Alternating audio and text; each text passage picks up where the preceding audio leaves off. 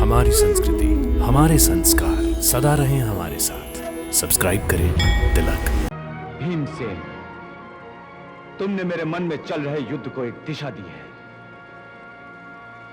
अब मैंने निर्णय ले लिया है। जाओ, मैं तुम्हें आज्ञा देता हूं कि तुम अश्वत्थामा नाम के हाथी का वध करो। जाओ। क्षमा करना मेरे मौन योद्धा।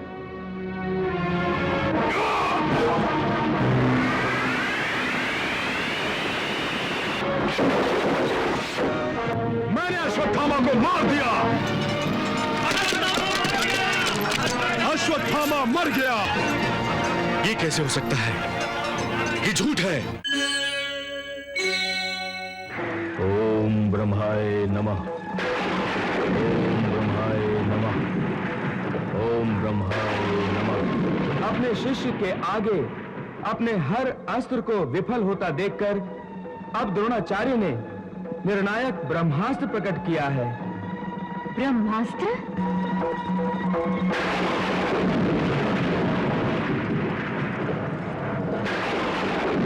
महाराज, द्रोणाचार्य के ब्रह्मास्त्र का उत्तर देने के लिए अब अर्जुन ने भी ब्रह्मास्त्र प्रकट किया है।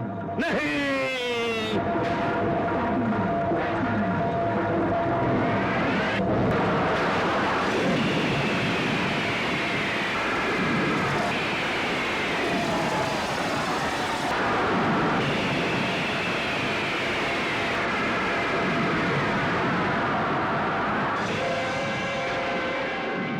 भयंकर, इतना भयंकर संहार। महाराज, द्रोणाचार्य से ऐसी अपेक्षा नहीं थी। युद्ध में अपेक्षा केवल जीत की जाती है गांधारी, और युद्ध केवल जीतने के लिए किया जाता है। परंतु जीतने के लिए क्या ब्रह्मास्त्र जैसे महाभयंकर, महाविनाशक अस्त्रों का प्रयोग करना उचित है महाराज? युद्ध में सब उचित है महारानी, सब उचित है। परंतु ऐसे भयानक अस्त्रों का प्रयोग तो तब किया जाता है जब कोई दूसरा रास्ता ही नहीं रह जाता। परंतु आज तो ऐसी कोई बात नहीं थी। द्रोणाचार्य ने केवल अपनी प्रतिज्ञा की लाज रखने के लिए ब्रह्मास्त्र का उपयोग किया है, आपातस्थिति के कारण नहीं।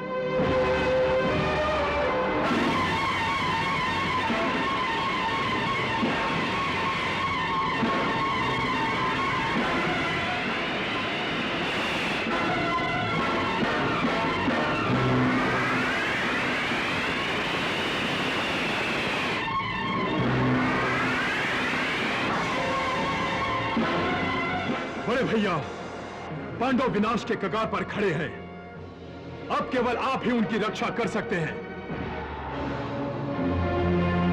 अब केवल आप ही पांडवों की हार को जीत में बदल सकते हैं, क्योंकि गुरु द्रोणाचार्य का वध आपके मुंह से निकलने वाले केवल एक वाक्य पर निर्भर करता है।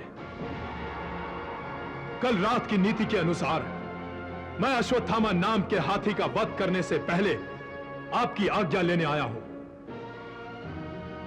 याद है ना कि आपको केवल इतना ही कहना है कि अश्वत्थामा मर गया। नहीं भीमसेन, मेरा मन इस छल के लिए अब भी नहीं मान रहा है। बड़े भैया, जब आपका मन नहीं मान रहा है तो ये जो विनाश हो रहा है उसे रोकने के लिए केवल एक ही रास्ता है। जब एक घातक और अधर्मी शत्रु के लिए हमारे मन में दया है, तो फिर ये युद्ध करके अकारण योद्धाओं की बलि देने से अच्छा तो यह है कि हम इसी समय अपने शस्त्र नीचे रखकर स्वयं हार मान लें और अपने हाथ जोड़कर दुर्योधन की शरण में चले जाएं। युद्ध हार कर हम पापी दुर्योधन के दास बन जाएंगे तो क्या हुआ? पहले भी तो मैं राजा विराट के घर में खाना पकाता था। इसी प्रकार मैं पापी दुर्योधन के घर में भी खाना पकाऊंगा। और अर्जुन हस्तिनापुर की स्त्रियों को नृत्य की शिक्षा देगा, और पांचाली द्रौपदी राज स्त्रियों की दासी बनकर रह लेगी। फिर यदि दुशासन की भांति कोई दुराचारी नीच पांचाली द्रौपदी का अपमान करे तो सह लेंगे। हमें आदत पड़ी है अपमान सहन करने की। बस करो भीमसेन, बस करो। अब और अधिक चोटें मत पहुंचाओ मेरे मन को। अब और यातना मत दो अनुज। ये सारी चोटें, ये सारी यातना हम भुगत चुके हैं, और यदि हमने गुरु द्रोणाचार्य का वध नहीं किया तो यही सब भविष्य में हमें भुगतना पड़ेगा। नहीं नहीं भीमसेन, तो फिर आप मुझे अश्वत्थामा नाम के हाथी का वध करने के लिए आज्ञा दीजिए।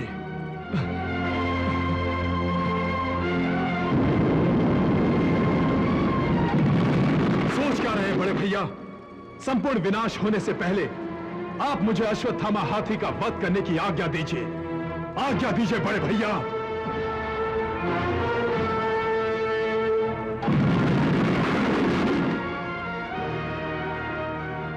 भीमसेन, तुमने मेरे मन में चल रहे युद्ध को एक दिशा दी है। अब मैंने निर्णय ले लिया है। जाओ, मैं तुम्हें आज्ञा देता हूं कि तुम अश्वत्थामा नाम के हाथी का वध करो। जाओ। हे मित्र अश्वत्थामा, पांडवों के लिए तुम आज जो अपने प्राणों का बलिदान देने जा रहे हो, उसके लिए तुम्हारा नाम भी उन वीरों में शामिल कर दिया जाएगा जिन्होंने इस युद्ध में वीर गति प्राप्त की है। तुम खुश तो हो ना मेरे मित्र?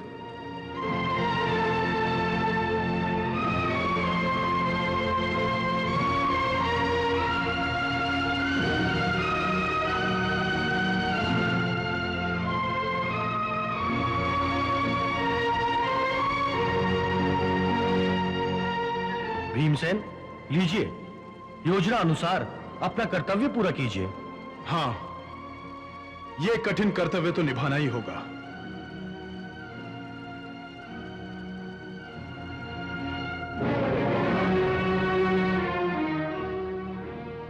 क्षमा करना मेरे मौन योद्धा।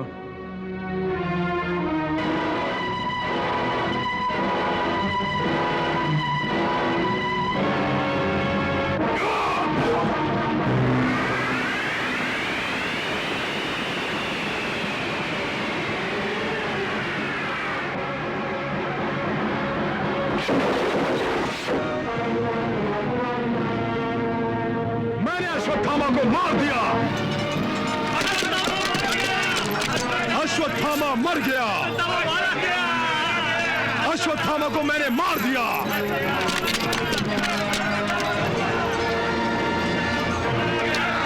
अश्वत्थामा मर गया। अश्वत्थामा मर गया।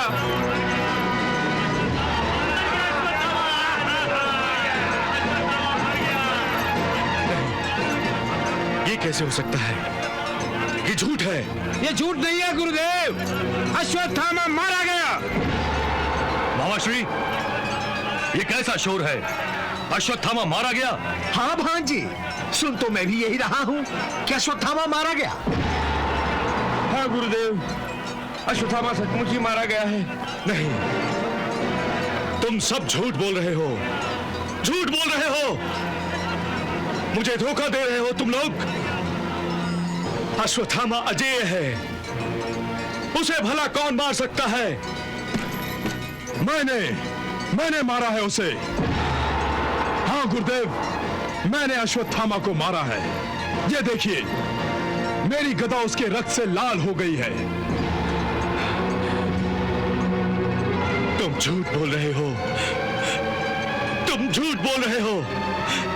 अश्वत्थामा जीवित है।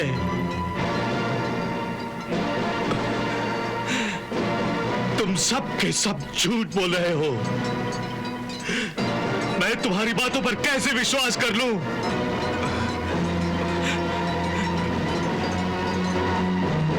युधिष्ठिर, तुम चुप क्यों हो?